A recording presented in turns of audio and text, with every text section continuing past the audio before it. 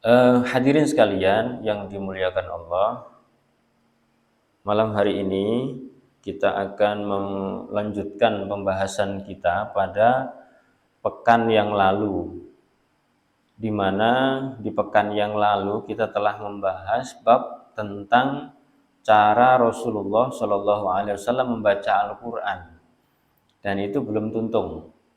Karena itu kita akan melanjutkan bacaannya. Nah, hadirin sekalian, sedikit mereview dari apa yang kita sampaikan kemarin, bahwa bagaimana Rasulullah Shallallahu Alaihi Wasallam itu membaca Al-Quran, ya, bagaimana cara Rasulullah membaca Al-Quran itu. Ternyata di dalam keterangan yang disebutkan di dalam hadis-hadis sebelumnya, yakni yang kita kaji yang lalu, minggu yang lalu, disebutkan di sana bahwa cara Rasulullah baca Al-Quran itu adalah dengan cara tartil. Tartil itu sudah kita bahas ya definisinya kemarin. Intinya adalah bahwa pembacaan secara tartil itu kada tergesa-gesa. Ya, pembacaannya itu kada tergesa-gesa, artinya dibaca dengan bacaan yang sangat jelas. Jelas di sini adalah nampak dari pembacaan makharijul hurufnya dan juga tajwidnya. Apalagi di dalam hadis setelahnya, ya, dalam hadis yang lain di dalam pembahasan yang lalu disebutkan bahwa Sayyidina Anas bin Malik itu mengatakan bahwa cara Nabi membaca Al-Quran itu adalah bermat gitu. Faqala maddan, dengan cara bermat. Maksudnya itu bermat itu adalah ditempatkan mana yang panjang, mana yang pendek. Artinya singkat cerita, singkat kata gitu. Nah, Rasulullah Shallallahu Alaihi Wasallam ketika membaca Al-Quran itu dengan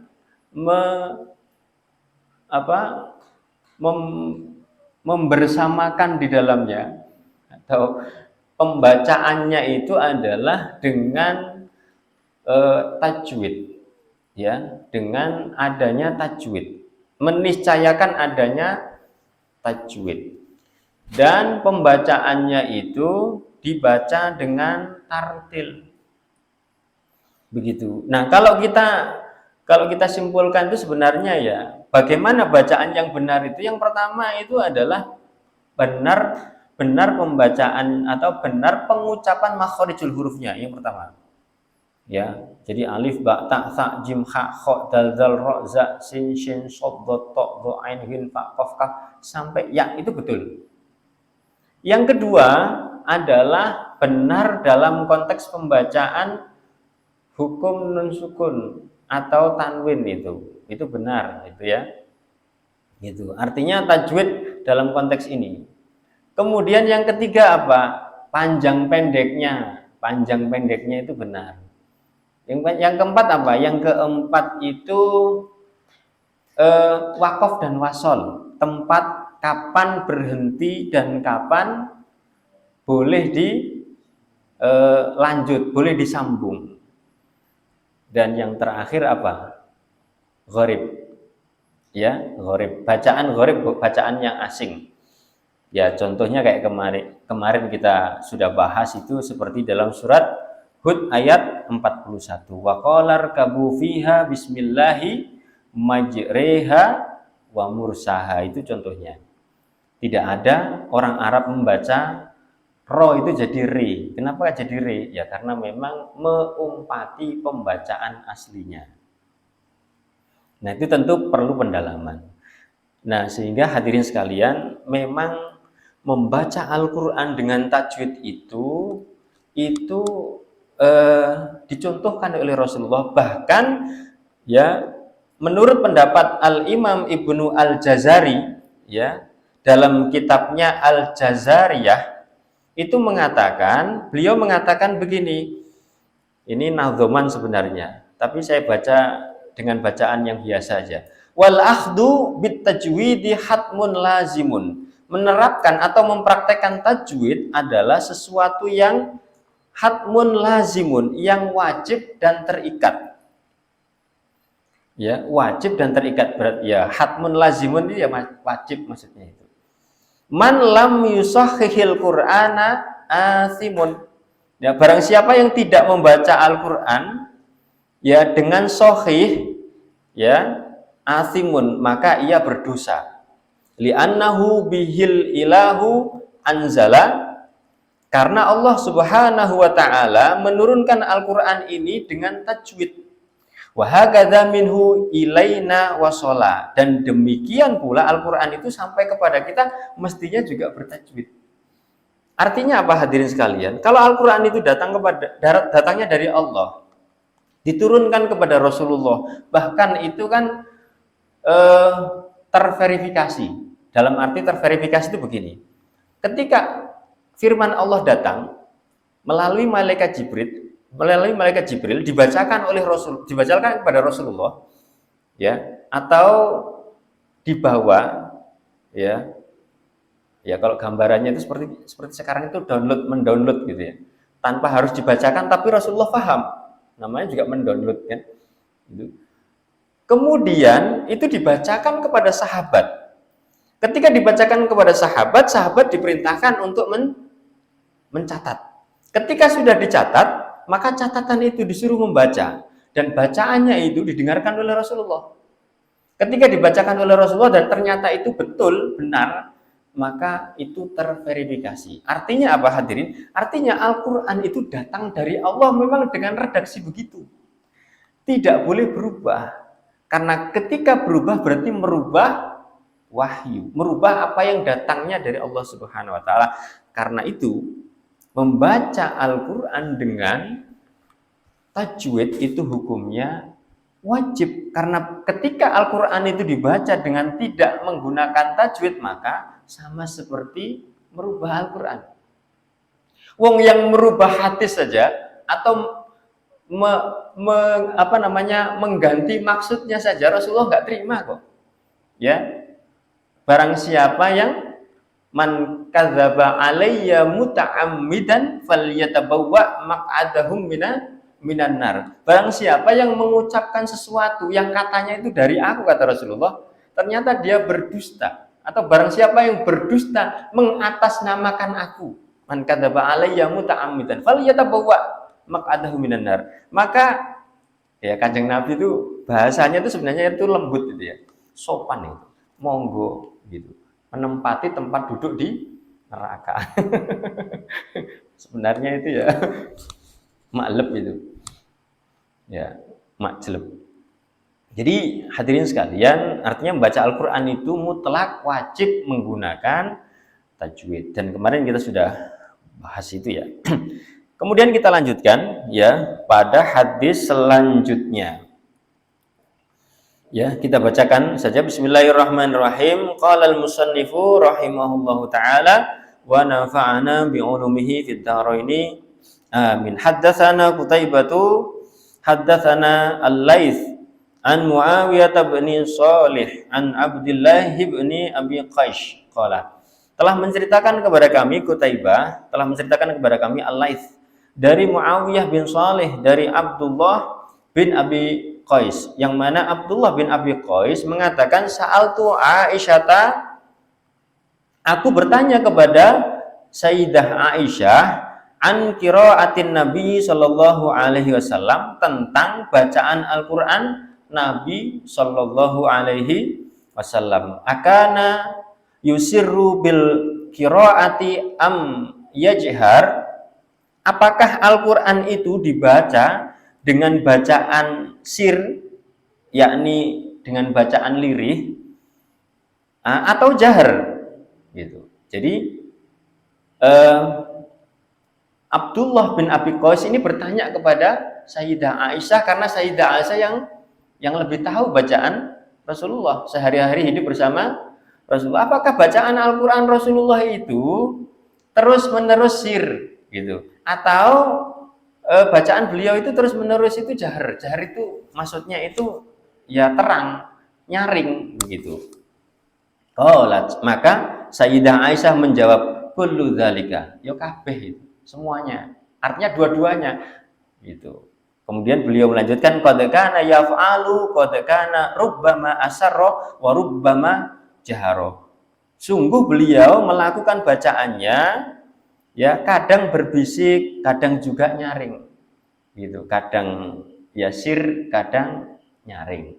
Maksudnya bacanya itu nggak diem. Ada orang kan seperti kan dalam baca koran itu kan nggak ada ininya. Nah itu nggak membaca Al-Quran. Bacanya Rasulullah tidak pernah begitu.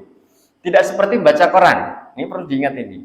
Jadi kalau mau membaca Al-Quran, contoh Nabi itu bukan di hati, tapi diucapkan, tapi tidak keras gitu loh.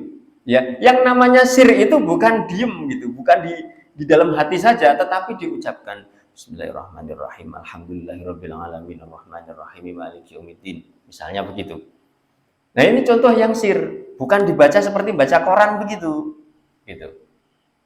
Atau Rasulullah kadang-kadang bacanya itu nyaring. Nyaring artinya ya ditunjukkan. Artinya ya didengarkan, diperdengarkan oleh orang banyak. Gitu. Bismillahirrahmanirrahim. Qul huwallahu ahad, Allahus samad. Nah, yang kayak gini yang nyaring, itu contohnya. Begitu. Kemudian fakultu, ya, aku yakni Abdullah bin Abi Qais ini itu mengatakan alhamdulillahilladzi ja'ala fil amri sa'atan. Segala puji bagi Allah yang telah menjadikan perkara ini luas. Luas itu di sini maksudnya itu luwes. Tahu luwes lah. Luwes itu ya karena yang dibahas itu adalah sir atau jahar dan dijawab oleh Sayyidah Aisyah itu dua-duanya, kadang sir, kadang jahar, maka luwes itu maksudnya itu nggak mutlak keras terus, nggak mutlak juga sir terus. Dan hadirin sekalian, di dalam sholat pun ya sholat fardu maksudnya Rasulullah Shallallahu Alaihi Wasallam itu juga mencontohkan ketika bacaan Al-Quran itu ya dimasukkan dalam ritual sholat. Di dalam sholat yang dikerjakan pada siang hari itu Rasulullah Shallallahu Alaihi Wasallam mengajarkan meskipun dilaksanakan secara berjamaah, bacaan Al-Qur'annya dibacakan dengan sir, ya. Tetapi kalau Al-Qur'an sholat yang dikerjakan pada malam hari, maka bacaannya dijaharkan. Jadi maghrib, isya, subuh, yaitu nggak boleh ami-ami aja itu. Ami-ami itu ya sir tadi, tapi dibaca dengan bacaan yang terang, baca dengan bacaan yang jahar. Begitu. Nah, dan sekarang ini hadirin, kalau tadi sir kan begitu. Kalau misalnya keras bagaimana? Kalau sekarang keras itu kan nggak perlu teriak-teriak ya. Ini ada ini. Ya. Jadi sekarang ini sebujurnya kita itu dimudahkan dengan teknologi. Gitu. Kada perlu kita itu membaca, misalnya pengen membaca Al-Qur'an dengan cara yang keras. Itu kada perlu teriak-teriak. Kenapa? Sudah ada teknologi, pakai mikrofon bisa. Ya. Pakai mikrofon ini bisa gitu. Setelah dipasang mikrofon, ternyata kita suaranya kada terlalu kuciak-kuciak, kada terlalu keras juga sudah terdengar keras ini. Artinya apa hadirin? Artinya ini membantu, ini teknologi, jangan kita tolak gitu. Karena apa? Karena ada yang menolak itu. Wah, itu bukan bikinan orang Islam itu. Itu bikinan orang kafir itu. Kan usah kita pakai itu. Bid'ah. Nah, ini menyulitkan gitu. Dalilnya kullu bid'atin dolalah. Wah, ini repot lagi. Ya, ini membatasi diri, padahal kalau kita bahas ya, kalau kita kaji itu apa yang kita manfaatkan hari ini berupa teknologi pengeras suara seperti ini tidak masuk dalam konteks hadoroh ya, dalam konteks hadoroh al-gharbiyah, peradaban barat itu, tetapi ini masuk madaniyah, Madaniyah itu apa? Madaniyah itu adalah produk fisik, ya, yang mana produk fisik itu sebenarnya itu bergantung. Kalau dia ada hubungannya dengan hadoroh barat, hadoroh orang kafir, budayanya orang kafir, peradabannya orang kafir, hadoroh itu nggak boleh. Tetapi kalau misalnya nggak ada, berarti ya dia itu universal, dia boleh dimanfaatkan oleh siapapun termasuk kita, umat Islam. Yang nggak boleh itu apa sih? Yang nggak boleh itu terpengaruh. Madaniyah yang terpengaruh oleh hadoroh barat.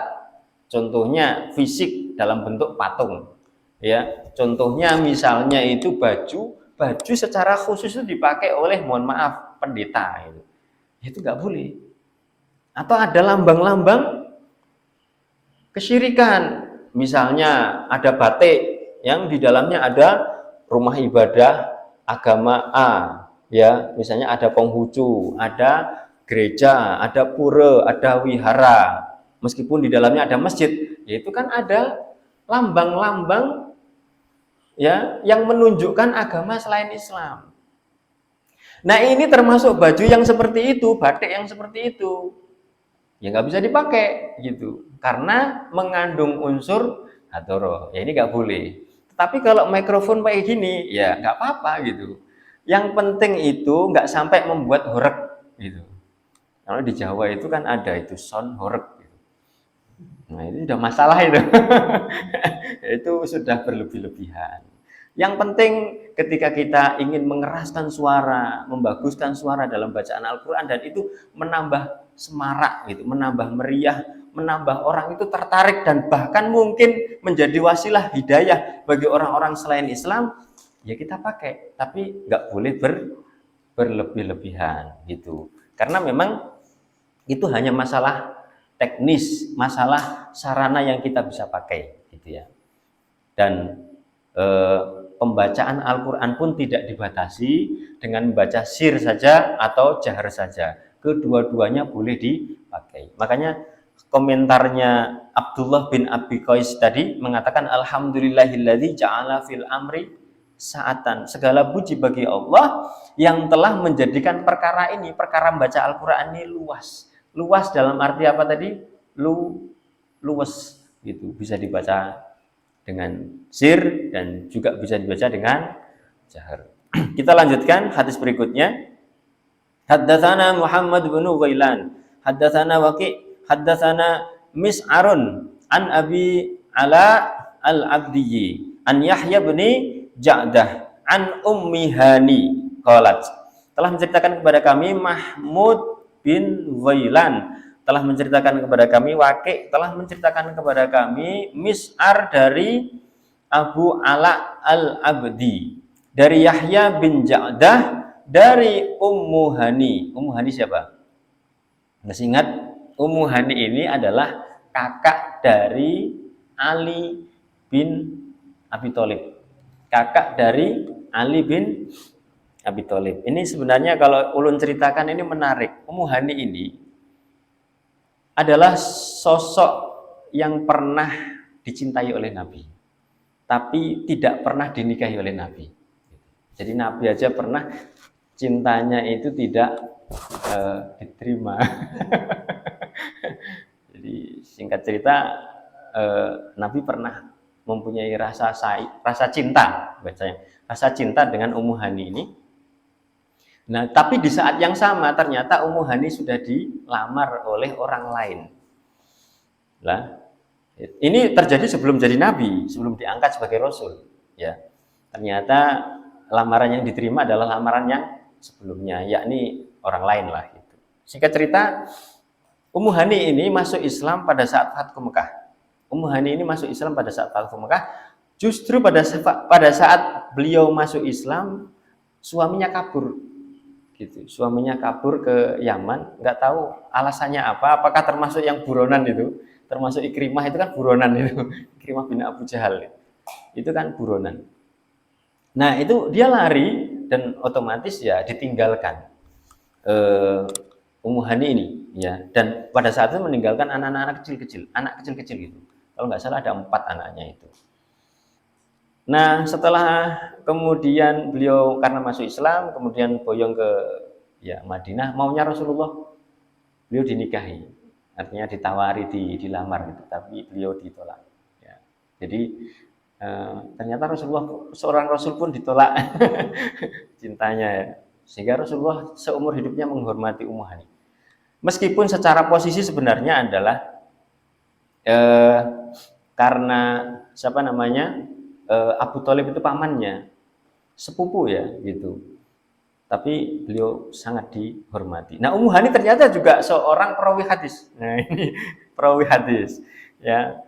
Nah, Ummu Hani mengatakan qalat kuntu asma'u qira'atan Nabi sallallahu alaihi wasallam.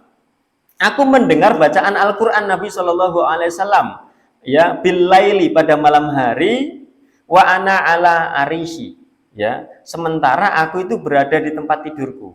Yakni bacaannya Nabi, ya ini enggak satu rumah. Antum bayangkan ini beda rumah. Karena apa?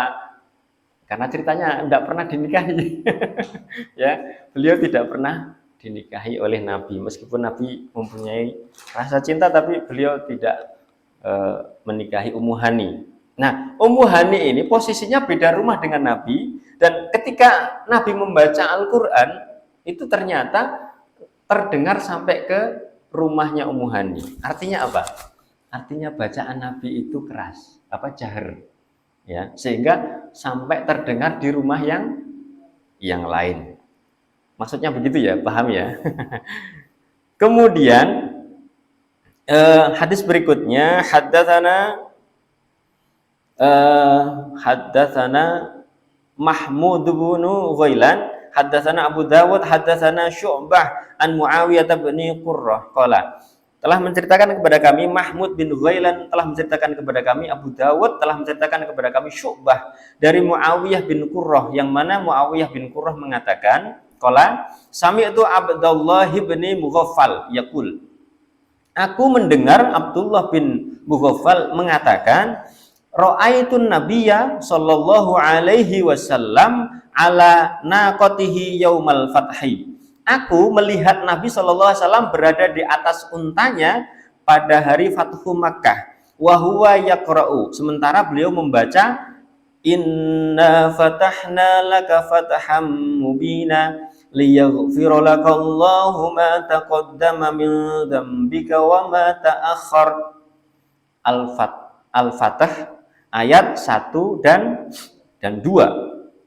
Qala faqara'a wa raja'a. Abdullah bin Mughaffal tadi yang meriwayatkan hadis ini mengatakan beliau membacanya dengan memperindah bacaannya. Jadi hadirin sekalian, ini contoh ya. Ya, surat Al-Fatah itu dibaca oleh Rasulullah SAW pada saat Fathu Mekah itu. Diriwayatkan dari Abdullah bin Mughaffal, beliau mengatakan Rasulullah membacanya itu dengan memperindah. Memperindah itu artinya apa? Melakukan. Sehingga bacaannya itu terdengar merdu. Ya. Nah, ini paham betul ini. Dengan melakukan, ya. Jadi kadang dibaca seperti bacaan biasa gitu. Kalau bacaan biasa itu kan bisa inna fatahna laka fatham mubina gitu. Ya, liyaghfira lakallahu ma taqaddama min dzambika wa ma ta'akhkhar. Itu kan biasa. Kalau yang enggak biasa dikatakan di sini wa faqara'a wa raja'a, itu berarti bacaannya itu enak didengar, bacaannya itu merdu. Ya. Mungkin ya nggak seperti yang Mbak Ulun baca gitu, ya artinya ya lebih merdu, namanya juga Nabi gitu. Intinya adalah hadirin, beliau ketika membaca surat Al-Fatah itu kadang dibaca biasa seperti bacaan biasa gitu, ya, tetapi dibaca dengan belagu. Qala ya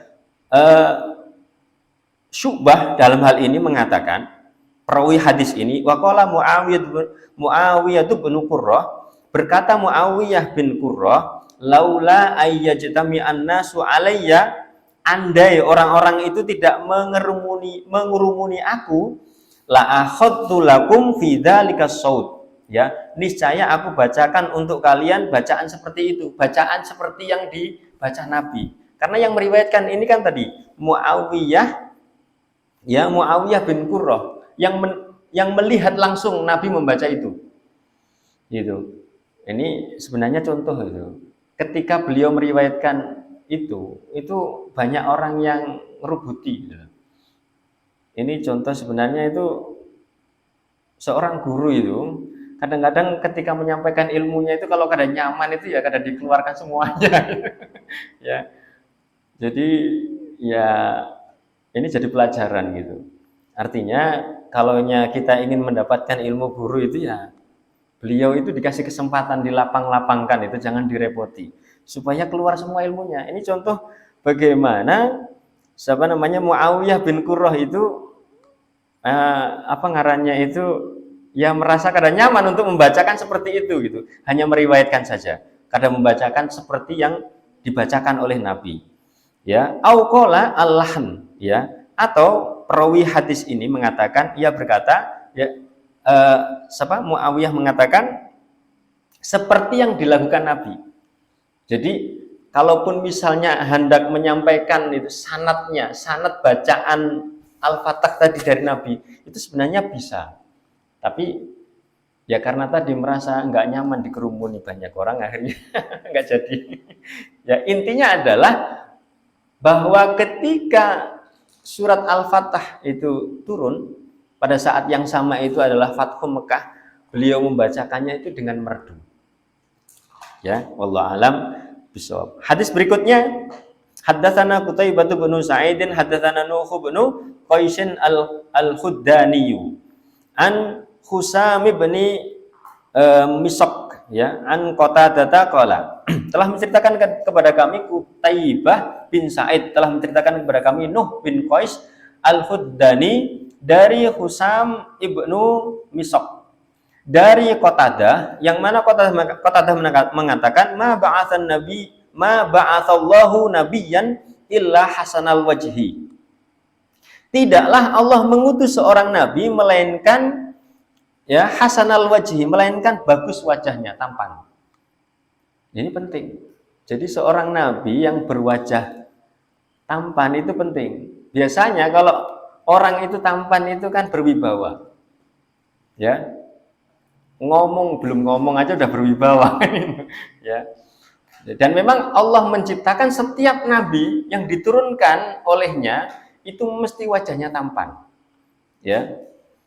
Dan konon ya ketampanan Rasulullah itu yang melebihi Nabi Yusuf. Nabi Yusuf tampan itu kan selain Rasulullah. Ya. Tapi kalau Rasulullah itu ya tampan luar biasa. Sehingga berwibawa gitu. Ya, kalau wajahnya sedang-sedang kan malah nggak terkenal. Kalau jelek itu sekalian gitu loh. Ya maksudnya itu sebenarnya nggak jelek. Ya, kalau misalnya ada orang yang dianggap orang itu wajahnya jelek, itu justru kadang-kadang dengan itu malah jadi kelebihan. Antum tahu nggak? Ada orang sekarang ini terkenal loh. Itu. Ya, kalau ulun kadang mengatakan itu jelek, tapi ulun mengatakan itu kelebihan. Gitu. Dengan kelebihannya itu beliau malah jadi viral gitu. Antum coba ketik nanti itu di Google itu LORD, Lord, ya, Lord, ya, jangan lupa itu belakangnya itu ditulis belakangnya itu Haris. Nah coba itu wajahnya terkenal. Itu Gus Miftah aja diganti dengan wajahnya jadi terkenal itu. Lord Halis itu ya, nah itu terkenal. Orang nggak bisa nyanyi, beliau nyanyi aja sudah terkenal gitu. Nah itu kelebihan ya. Ya. Nah di sini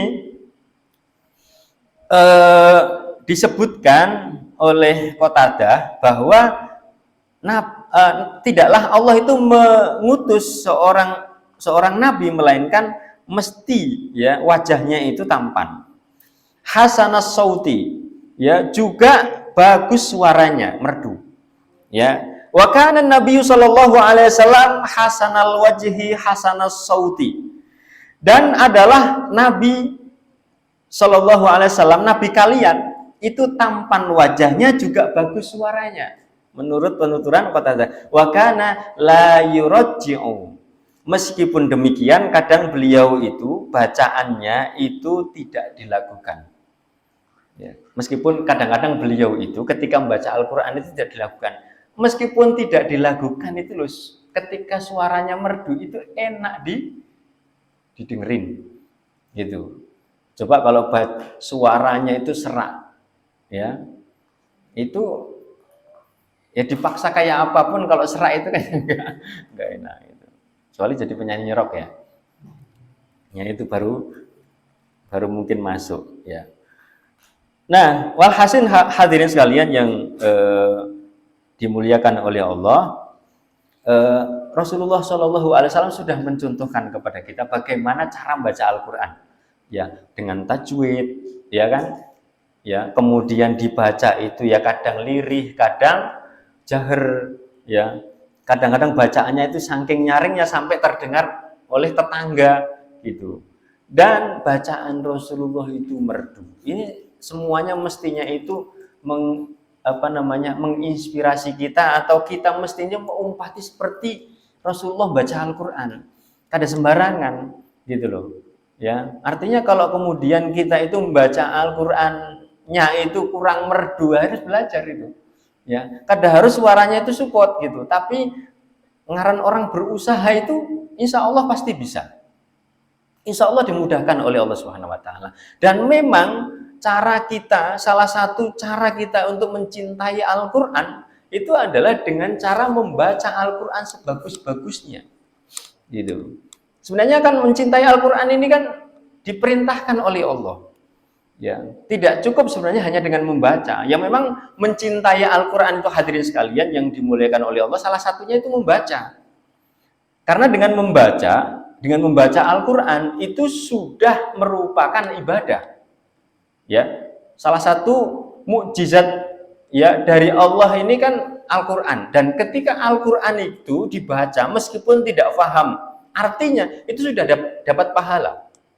Rasulullah SAW pernah mengatakan, sebagaimana riwayat dari Imam At-Tirmidzi, ya, di mana Rasulullah pernah mengatakan, man qara'a harfan min kitabillahi falahu hasanatun wal hasanatu bi asyri amthaliha.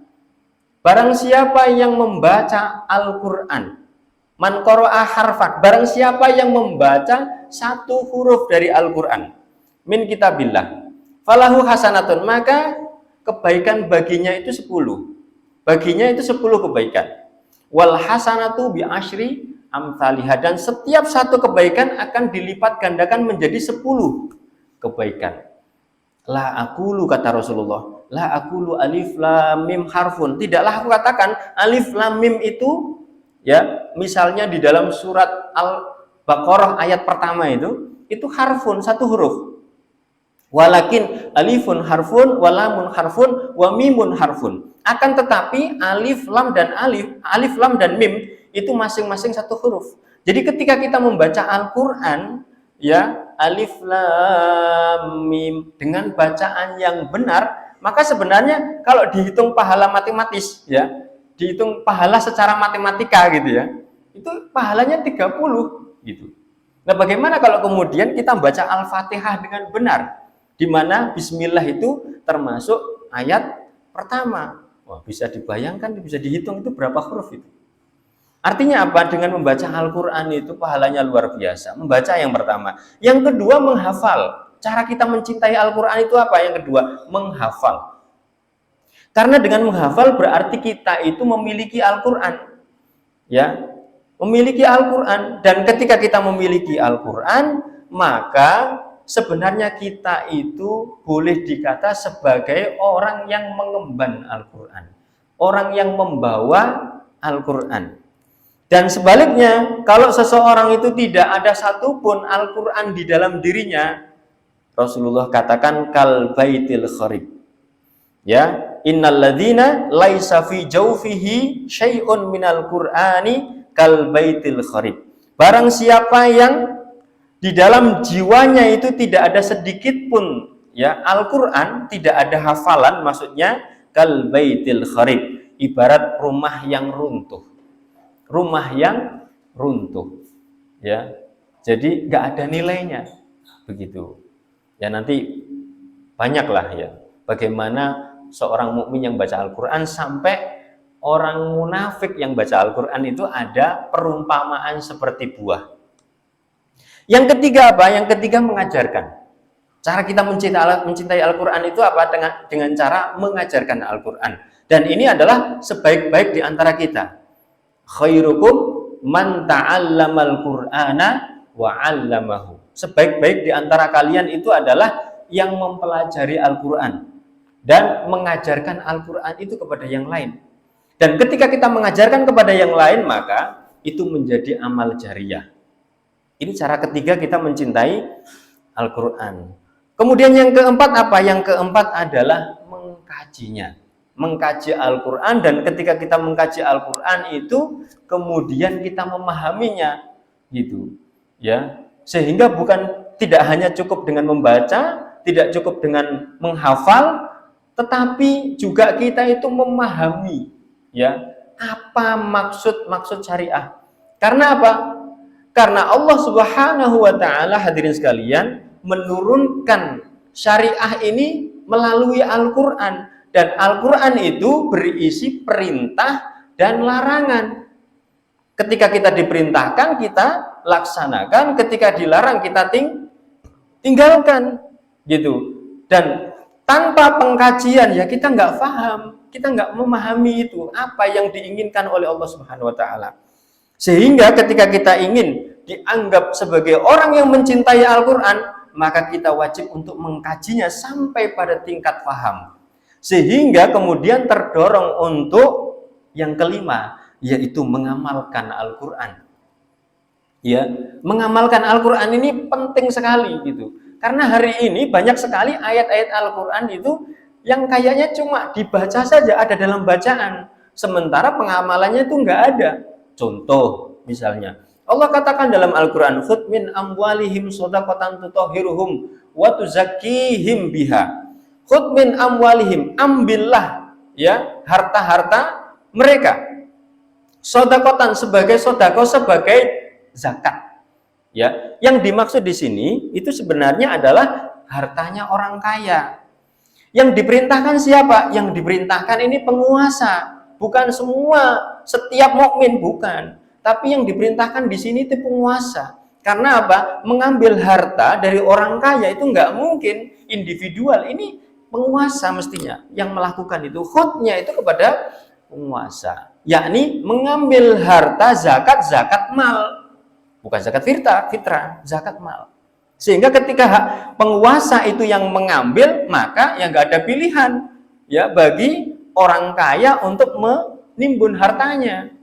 Dia harus mengeluarkan itu. Kalau enggak ya dia berhadapan dengan sanksi. Gitu. Dia berhadapan dengan penguasa yang bisa saja penguasa itu kemudian menyita. Khudh min amwalihim shadaqatan tutahhiruhum wa tuzakkihim biha. Yang mana ketika harta itu diambil sebagai zakat, itu sebagai pembersih harta-harta yang lain. Kan enak itu. Dipaksa menjadi baik, dipaksa untuk melakukan amal soleh, dipaksa untuk masuk surga sebenarnya orang kaya itu ketika penguasa itu mau mengambil harta dengan paksa. Tapi pengamalannya ada nggak? Nggak ada itu sekarang. Contoh yang lain, az-zaniyatu waz-zani, ya, az-zaniyatu waz-zani fajlidu kulla wahidin minhuma mi'ata jaldah. Ya, ini surat yang ada dalam Al-Quran, surat An-Nur ayat 2. Az-zani, az-zaniyatu waz-zani, pezinawati dan pezinawan, fajlidu, jilidlah keduanya itu. Ya, kulla wahidin minhuma mi'ata jaldah, 100 kali jilidan. Artinya ketika seorang laki-laki dan seorang perempuan berzina, yang mana pada saat itu dia itu ghairu muhsan, belum nikah, maka hukumannya adalah dicambuk dengan 100 kali cambukan. Ada nggak itu pengamalannya? Nggak ada. Termasuk as-sariku was-sariqatu faqta'u aydiyahuma. Nggak ada pengamalannya hari ini. Ya. pencuriwan dan pencuri wati gitu, potonglah tangan keduanya. Artinya apa? Kalau terbukti dan meyakinkan bahwa pencuri baik laki-laki maupun perempuan itu telah mencuri dan memenuhi nisab, maka dipotong tangannya. Itu hukumannya gitu. Kalau hukuman itu ditegakkan, insya Allah itu nggak ada orang berpikir untuk mencuri. Karena begitu dia mencuri kan ketahuan, berhukum tangannya gitu. Lah ini kan contoh ayat-ayat Al-Quran ternyata itu tidak ada pengamalannya, gitu loh. Padahal mengamalkan Al-Quran itu wajib hukumnya, semuanya, karena perintah kepada kita itu adalah udkhulu fis-silmi kafatan, masuklah ke dalam Islam ini secara menyeluruh. Menyeluruh berarti semua isi Al-Quran itu tidak boleh yang nggak ada yang diamalkan, semuanya harus diamalkan. Termasuk ayat-ayat yang barangkali itu nggak menyenangkan hati, termasuk ayat-ayat yang mungkin nggak mengenakan. Ayat-ayat jihad itu kan nggak mengenakan. Kalau jihad itu kan perang itu kan setor nyawa, nggak begitu. Gitu. Semua ayat Al-Quran harus diamalkan. Semua isi Al-Quran tidak boleh diragukan. Ya, dzalikal kitabul la raiba fihi. Ketika Al-Quran memerintahkan kita untuk berjihad, di saat yang sama kita dijanjikan oleh Allah untuk masuk ke dalam surga, ya, dan kematian dalam kondisi yang syahadah, dalam kondisi mati syahid itu adalah kematian yang terbaik yang diinginkan oleh orang-orang yang imannya itu sehat. Orang-orang dahulu hadirin sekalian itu sangat pengen mati itu dengan posisi yang tertinggi, yakni mati dalam keadaan bukan hanya husnul khotimah, tapi posisinya itu sedang berjihad di jalan Allah. Karena itu hadirin, ketika kaum muslimin bersatu, ketika kaum muslimin mempunyai seorang pemimpin, maka mereka itu sangat bersemangat untuk berjihad. Karena yang dicari itu kematian. Dan itu ternyata itu berkebalikan dengan apa yang di benak orang-orang kafir, yaitu takut dengan kematian. Begitu. Karena itu hadirin sekalian, kita sangat mengharapkan kalau seandainya ya, di dalam Al-Quran itu bukan hanya seandainya, kalau misalnya di dalam Al-Quran itu diperintahkan kita untuk misalnya diperintahkan sholat, ya kita ngerjakan sholat, ya sholat fardu maksudnya. Kalau diperintahkan puasa kayak nanti beberapa hari ke depan ini, kita sudah di pertengahan Sya'ban ini, setengah bulan lagi, ya kita diperintahkan untuk puasa Ramadan, kita puasa Ramadan, ya. Kalau kita diperintahkan untuk mengeluarkan zakat, kita keluarkan zakat. Kalau kita diperintahkan untuk meninggalkan riba, kita tinggalkan riba itu. Kalau kita diperintahkan oleh Allah Subhanahu wa taala mentaati seorang pemimpin misalnya. Ya, seorang pemimpin yang pemimpin itu levelnya ulil amri, maka mestinya pemimpin itu ada. Pemimpin itu ada karena perintahnya itu kita diperintahkan untuk mentaati. Yang ditaati siapa? Ulil amri. Ulil amri itu posisinya apa? Posisinya adalah sebagaimana sekarang itu presiden. Di mana dia diangkat, dibaiat dalam rangka untuk ditaati. Kenapa ditaati? Karena dia melaksanakan seluruh syariat Islam.